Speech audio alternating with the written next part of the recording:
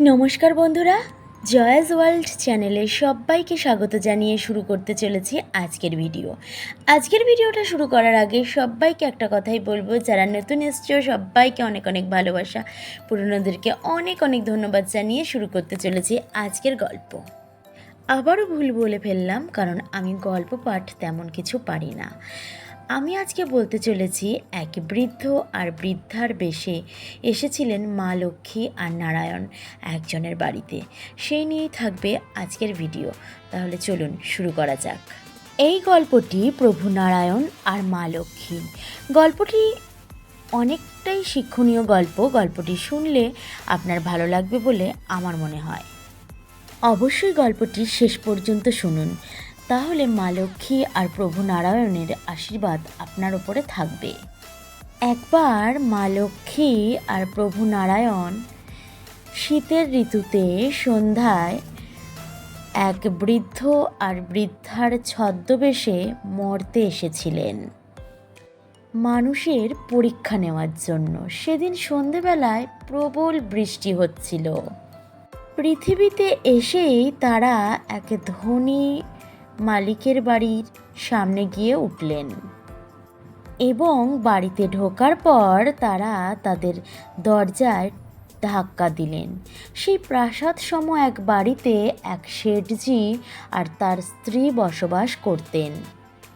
দরজায় টোকা পাওয়ার শব্দ শুনে সেই বাড়ির শেঠজি বাইরে এলেন দরজা খুলে, এবং তিনি বাইরে এসে বয়স্ক বৃদ্ধ আর বৃদ্ধাকে দেখে প্রচণ্ড রেগে গেলেন।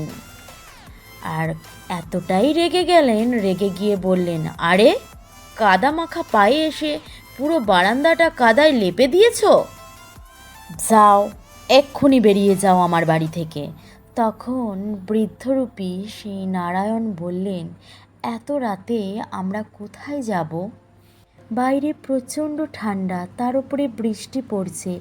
আজকে রাতটুকু দয়া করে আপনার বাড়িতে একটু থাকতে দিন আমাদের দুজনকে। তখন বৃদ্ধারূপী মা লক্ষ্মী শেঠজিকে বললেন, বাবা, বাইরে প্রচণ্ড বৃষ্টি হচ্ছে, আমাদের দুজনকে আজকে রাতটুকু একটু থাকতে দাও। কাল সকাল হওয়ার আগেই আমরা তোমার বাড়ি থেকে চলে যাব। কিন্তু শেঠজি কোনো কথা না বলে সটাং দরজা বন্ধ করে দিলেন। তখন বৃদ্ধ আর বৃদ্ধা শেঠজির বাড়ি থেকে চলে যাবেন, তখনই দেখতে পেলেন পাশেই একটা জরাজীর্ণ কুটির, যার ভাঙা জরাজীর্ণ দরজা দিয়ে প্রদীপের শিখা দেখা যাচ্ছিল। বৃদ্ধ এবার বৃদ্ধামাকে বললেন, এসো আমরা এবার ওই বাড়িতে আশ্রয় নিই। এই বলে সেই বাড়ির দিকে হাঁটতে শুরু করলেন দুজনে। যেতে যেতে বৃদ্ধামা বললেন, এত বড় প্রাসাদে যখন আমাদের থাকার জন্য এতটুকু জায়গা হলো না, আর ওই ভাঙা জরাজীর্ণ ঘরে ওরাই বা থাকবে কোথায়, আর আমাদেরকে কি থাকতে দেবে? আর যদি থাকতেও দেয় তাহলে এই যে ভেজা কাপড়ে আমরা তো মরেই যাব। বৃদ্ধরূপী নারায়ণ বললেন, যাই ঘটুক না কেন, একবার তো গিয়ে দেখি। এই কথা বলার পর তারা আস্তে আস্তে সেই জরাজীর্ণ কুটিরের সামনে এসে দাঁড়ালো এবং কুটিরের দরজায় টোকা দিল। দরজার সামনে গিয়ে বৃদ্ধ বললেন, বাড়িতে কেউ আছেন? তখন এক মহিলা হাতে প্রদীপ নিয়ে তার জরাজীর্ণ শরীরটাকে নিয়ে আর ছেঁড়া কাপড়ে মোড়া তার দেহটাকে নিয়ে বাইরে এলেন। সেই জরাজীর্ণ মহিলা বৃদ্ধ আর বৃদ্ধাকে দেখে বললেন, আরে তোমরা তো একদম ভিজে গেছো, এত ঠান্ডা, তার উপরে এত বৃষ্টি, তোমরা কোথায় বেরিয়েছো? এসো এসো, ঘরে এসো। এই বলে তাদেরকে ঘরে নিয়ে গেলেন। আর ঘরের ভিতরে অনেক দিনের পুরনো একটা খাট ছিল। সেই খাটে বৃদ্ধ আর বৃদ্ধাকে বসতে দিলেন। বৃদ্ধ আর বৃদ্ধার শরীরের থেকে তখনও পর্যন্ত জল পড়ছিল, আর মহিলাটি সেটি দেখে ঘরের মধ্যেই আগুনের ব্যবস্থা করে দিলেন, যাতে করে তাদের পোশাকটা একটুখানি শুকিয়ে যায় আর তাদের শরীরটা একটু গরম হয়। তারপরে যখন দেখলেন যে ওই আগুনে তাদের জামা কাপড় কিছুতেই শুকাচ্ছে না, ছুটে গিয়ে দুটো ধোয়া কাপড় নিয়ে এসে বৃদ্ধাকে বললেন, বাবা, এই কাপড় দুটো ধোয়া পরিষ্কার, তোমরা দুজনে এই দুটো পরে নাও, না হলে তোমাদের ঠান্ডা লেগে যাবে। আর কি করব বলো বাবা, আমরা তো খুব গরিব, এর থেকে বেশি কিছু আর দিতে পারলাম না গো তোমায়। তোমরা জামা কাপড় খুলে আমাকে দাও, আমি ধুয়ে শুকোতে দিচ্ছি, কাল সকালের মধ্যে ঠিক শুকিয়ে যাবে, তারপরে তোমরা আবার এটা পরতে পারবে।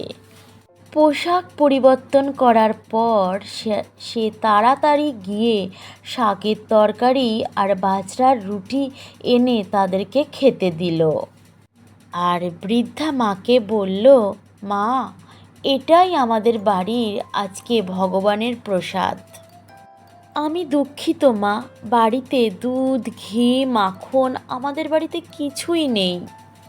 বৃদ্ধ এবং বৃদ্ধা দুই দম্পতি একে অপরের দিকে চাওয়াচাওয়ি করল। তারপর খুশি হয়ে খাবার খেতে শুরু করলেন। কিছুক্ষণ পর সেই মহিলার স্বামী বাড়িতে ফিরে আসেন।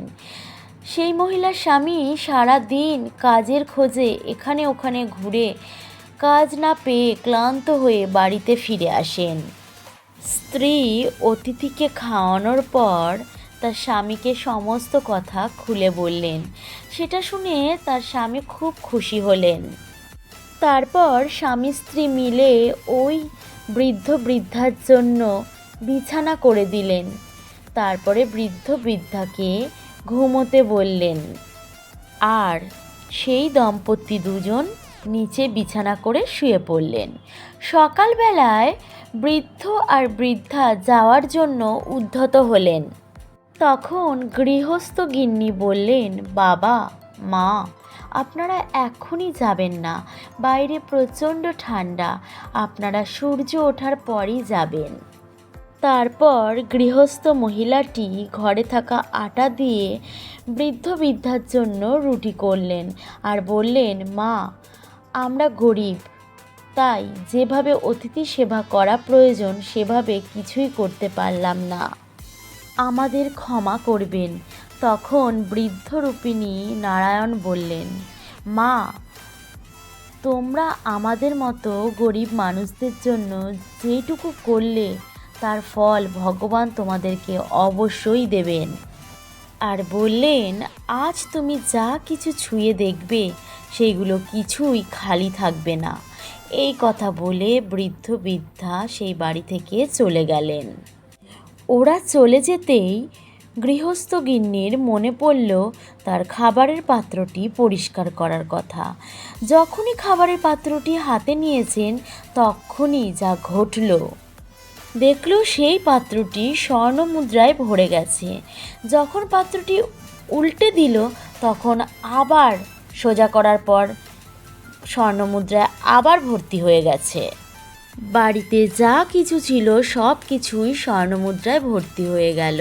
সারাটা দিন এমন হতে হতে তার ঘর পুরো ভর্তি হয়ে গেল। এরপর তার স্বামী সেই স্বর্ণমুদ্রা বিক্রি করে একটা বড় বাড়ি করে নিল আর একটা কাপড়ের দোকান কিনে নিল। তাদের আর অভাব রইল না। এইদিকে সেই শেঠ যখন জানতে পারল তার দরিদ্র প্রতিবেশী এত বড়লোক হয়ে গেছে, তখন তার কারণ জানতে চাইল। তখন শেঠজিকে খুব ভালোভাবে তারা বর্ণনা করলেন কিভাবে তাদের এই অবস্থা হলো। তখন শেঠজি তার স্ত্রীকে এই কথাটা বলল গিয়ে। শেঠজি আর তার স্ত্রী খুবই দুশ্চিন্তায় পড়ে গেলেন। এখন যদি তারা সেই বৃদ্ধ মহিলাকে আর বৃদ্ধ লোকটিকে পেত তাহলে তারাও তাদেরকে আদর আপ্যায়ন করত। ঈশ্বর তো অন্তর্যামী। ঈশ্বর সেই শেঠজি আর তার স্ত্রীর মনের কথা জানতে পেরে একদিন তাদের বাড়ির সামনে গিয়ে উপস্থিত হলো। যখন তাদের বাড়ির সামনে গেলেন তখন তারা দরজার ফাঁক দিয়ে দেখে চিনতে পেরেছিলেন। তাই যখনই গেল তখনই তার স্ত্রী মানে শেঠজির স্ত্রী সমস্ত বাড়ির লাইট অফ করে দিয়ে একটা প্রদীপ নিয়ে গিয়ে হাজির হলেন বৃদ্ধ বৃদ্ধার সামনে। তারপরে সেই বৃদ্ধ বৃদ্ধাকে ঘরে নিয়ে গিয়ে তাদের পুরনো খাট, সব থেকে পুরনো যে খাট ছিল সেই খাটে বসতে দিলেন, সব থেকে জরাজীর্ণ একটা কাপড় পরতে দিলেন, আর একটা ভাঙা প্লেটে তাদেরকে রুটি মানে বাজরার রুটি আর তরকারি খেতে দিলেন। ভেবেছিলেন যে ওই আগের দম্পতিরা যা করেছে এটাও যদি তারা করেন তাহলে বৃদ্ধ বৃদ্ধা খুশি হয়ে যাবেন, কিন্তু ঈশ্বর বা ভগবানের মনে তো অন্য কিছুই ছিল। পরের দিন সকালে বৃদ্ধ বৃদ্ধা তাদের বাড়ি থেকে বেরিয়ে যাবার আগে বৃদ্ধারূপিণী মা লক্ষ্মী বলেছিলেন যে তুমি আমাদের সাথে যেই ব্যবহার করলে সেই ব্যবহারটাই প্রভু তোমাদের ফিরিয়ে দেবে। বৃদ্ধ বৃদ্ধা তাদের বাড়ি থেকে যাওয়ার সাথে সাথেই স্বামী স্ত্রীর মধ্যে লাগলো খুব ঝগড়া, কারণ কে আগে হাঁড়িটা খুলবে, হাঁড়ি খুলে দেখবে কত মোহর আছে। কিন্তু তাদের মনে এই লোভ ছিল, কিন্তু ভগবান যেটা ওদের সাথে করে গেছে সেটা দেখবে কে। আমাদের মনে যাই ইচ্ছা থাক না কেন আমরা আমাদের কৃতকর্ম মানে আমরা যা কর্ম করব সেই ফলটাই কিন্তু আমরা ভোগ করব। তাই জন্য সেই শেঠ দম্পতি কিন্তু কিছুই পেল না। আর মনুষ্য জাতির শুধুমাত্র কর্ম করার অধিকার আছে, কোনো জিনিসের ওপর লোভ করার নয়। কিন্তু আমরা কি করি? আমরা কিন্তু আগে লোভটাই করি। লোভে পাপ, পাপে মৃত্যু। এ কথাটা সব সময় মাথায় রাখতে হবে। আর আমরা যেই কর্ম করি না কেন, ভালো কর্ম করলে ভালো কর্মের ফল পাবো, আর খারাপ কর্ম করলে খারাপ কর্মেরই ফল পাবো। তো বন্ধুরা, আজকে অনেক কথা হলো, আবার দেখা হবে অন্য একটা নতুন ভিডিওর সাথে। ততক্ষণ আপনারা সবাই ভালো থাকবেন, সুস্থ থাকবেন। আবার দেখা হচ্ছে। জয় মা লক্ষ্মীর জয়, জয় নারায়ণের জয়। নমস্কার।